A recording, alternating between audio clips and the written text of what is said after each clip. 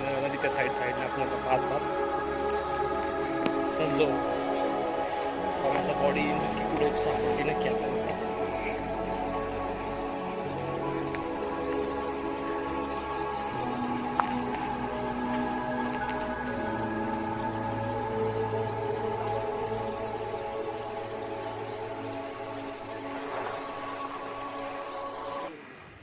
आपण सोगापासून body search करत कळसपर्यंत येणार होतो, पण आपल्याला सोगाव आणि कळसच्या दोन्हीच्या मध्येच बॉडी सापडली. आणि बॉडी अशा ठिकाणी सापडली की तिथून वरती घेण्यासाठी कुठलाही चान्स नव्हता. त्यामुळे आपल्या ज्या टीमला पूर्णपणे बॉडीला बांधून, तुम्ही पाहू शकाल त्याच्यामध्ये व्हिडिओमध्ये की पूर्ण बॉडीला रस्सी बांधलेली आणि रस्सी ती ओढत जवळपास 500 मीटर मुलांना पोत पुढं यावं लागलं.